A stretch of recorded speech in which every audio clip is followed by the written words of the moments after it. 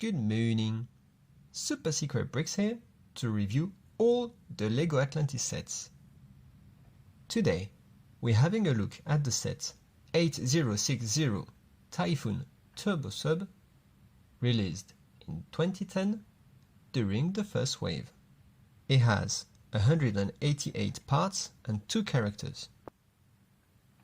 This version of the Axel Storm character appears in 4 sets. 8056 Monster Crab Clash, 8075 Neptune Carrier, 8078 Portal of Atlantis, has the serious face, and has the troubled face. It is worth noting that Axel doesn't feature in the LEGO Atlantis movie. Its head is reused in the set 7188 King's Carriage Ambush from the 2011 Kingdoms theme and in the set 9093 Bone Cruncher from the 2012 Racers theme.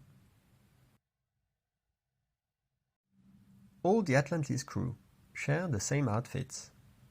In the first and second wave, with a dark bluish-grey helmet, trans bright green visor, lime flippers, and dark bluish-grey torso and legs with diving patterns.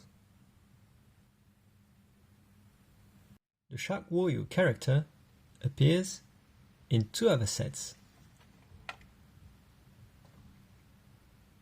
8057 Wreck Raider, 8078 Portal of Atlantis. Its head is made of soft rubber, has Atlantean patterns on it, and there's a pole bar connection in the mouth. One of the accessories included is the pearl gold Trident, which is made with a soft plastic. There are 2 mold variations for these parts, one with a circle at the base of the sprongs, and this one, which is only thought to come in early Atlantis sets. The Atlantis Key included in this set is the yellow turtle key, which is also included in 3 other sets. 8079 Shadow Snapper, 8077 Atlantis Exploration HQ, 8078 Portal of Atlantis. The Typhoon Turbo Sub is built around 2 1x14 Technic bricks that are pinned together, and its frame extends vertically at the rear using 2 1x9 bent Technic beams. They are secured at the top using Technic axle pins and at the bottom with 2 Technic pin connector plates with single hole on the bottom. This allows for a solid frame and doubles as a handle for swooshability and the play feature. The hood is a prolongation of that Technic frame with 2 red 2x2 brick with pin and axle hole, one at the top and one at the bottom.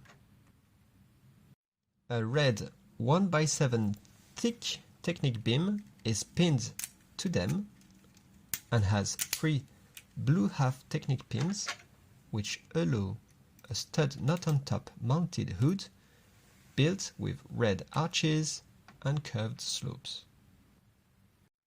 2 red 1x2 brick modified with studs on 2 sides are used to provide texture and an anchor point for the headlights, which are done using the black double Technic pin connector with bar that was introduced in the 2009 Space Police 3 theme. The cockpit is encased in 2 red 2x8 plates covered with red slopes, arches and curved slopes. There are two red 1x3 tiles inside, which prevent the pilot from sitting in a spot that wouldn't allow the trans bright green bubble canopy to close properly. There's also a single red 1x1 tile stickered with a radar monitor inside. Behind the canopy is a securely put dark bluish-grey boat mast that serves as an antenna. This part was introduced in 1982 and is still in production at the time of this video, though this specific color is exclusive to the Atlantis film. The tail hosts an engine done with two pearl light grey 1x4 plates modified with angled tubes, and features a beautiful red 8x1x1 2-third curved arch on top of a stern thruster that helps maneuver the sub sideways. On each side of the sub there's a drive pod, and each drive pod has a propeller that is made of a red Viking wheel wagon and a pearl light grey propeller with 7 blades and of diameter 6.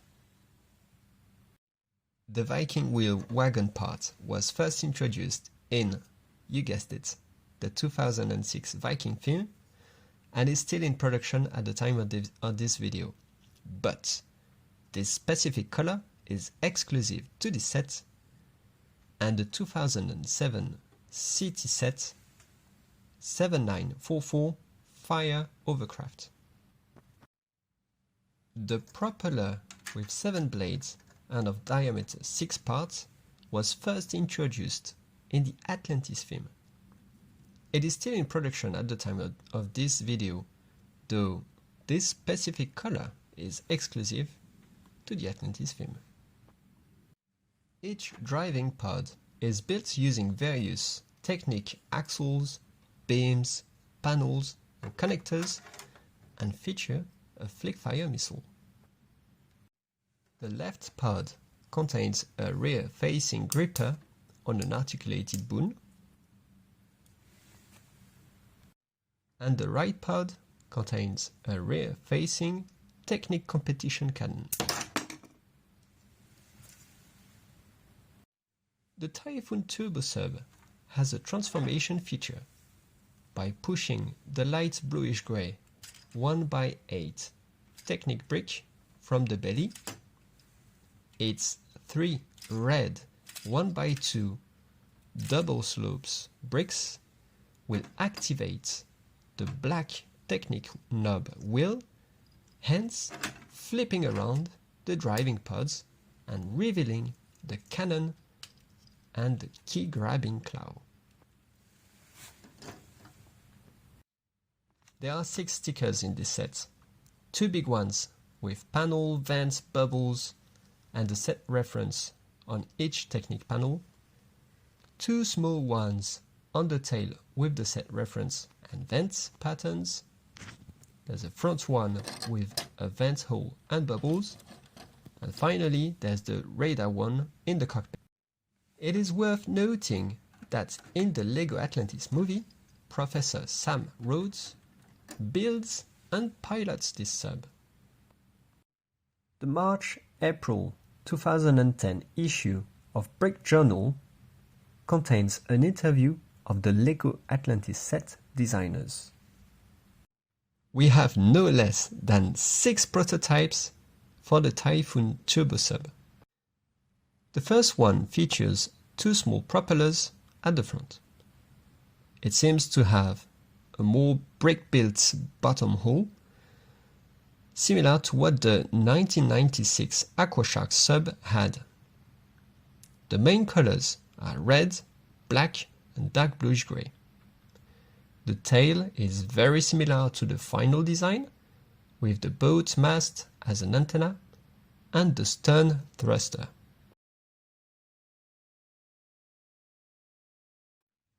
The second prototype seems to be an iteration over the first one, with the same color scheme. The front propeller is equipped with headlights and pretend spare throwers, and there's two flexible ribbed hoses making their way to the main hull. Note the use of the 16x4 triple curved wedge. This version also pushes outwards the driving pods, making it one step closer to the final design. We then have a third prototype declined in 3 different color schemes. An orange one with some trans blue highlights, a yellow one with trans bright green highlights, and an orange and white one with trans blue highlights. In this version, we have a return of the stern thruster, which had disappeared in the second version. But this time it is much bigger. The front hull is taller and thinner, with a hollow center. The pods now feature Technic panels, just like the final version, and they have a key-grabbing claw on an articulated boom, which is closer to the final version, although here the boom is longer and more articulated, which suggests that the transforming feature is still absent from this version. The fourth and last prototype looks like a bulky version of the final model. It has the final front big propellers. They are mounted on the Technic axle, just like the final model. They also have flick-fire missiles, and there are 2 headlights too. We can see under the belly a Technic competition cannon that is mounted upside down. There doesn't seem to be any transformative feature, and there's a sticker saying DPC5, which makes me think that maybe the original theme name might have been Deep Sea, and possibly each vehicle were assigned a number, similar to what was done in the 2009 Power Miner theme.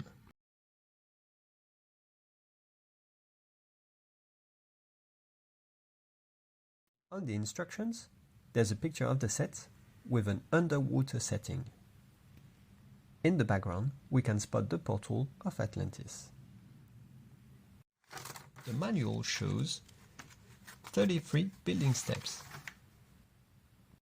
There's a double page showcasing the transformation feature. We can then see all the first wave sets, excluding the 2 smallest ones. There's a double page showing the action features of all the first wave sets.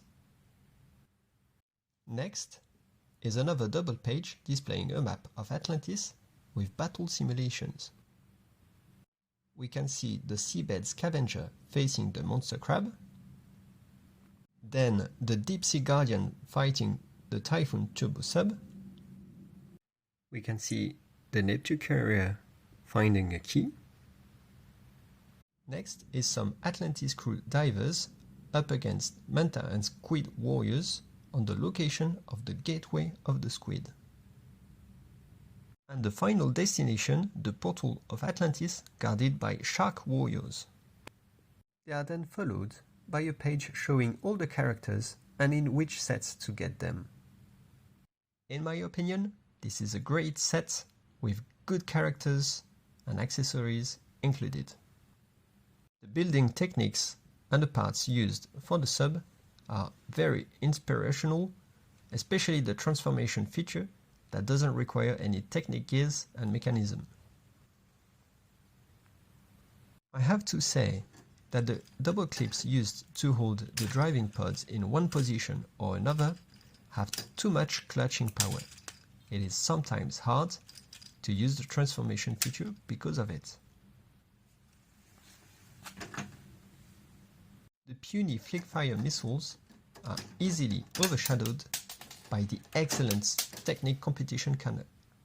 To my knowledge, this is the most powerful LEGO weapon, so it's a great inclusion. The key grabbing claw is supposed to, you guessed it, grab the Atlantis key. But the articulation is too stiff to my taste. An additional articulation point would have been welcomed. The vehicle has a good swoosh ability, and I haven't had anything break off easily. This makes it one of my favorite Atlantis sets. Let me know what you think in the comments. That's it for the review. I hope you enjoyed the video. Please leave a like if you did. I release new content every Wednesdays and sometimes on Saturdays. So click the subscribe button if you want to get notified. Thanks for watching. Bye bye.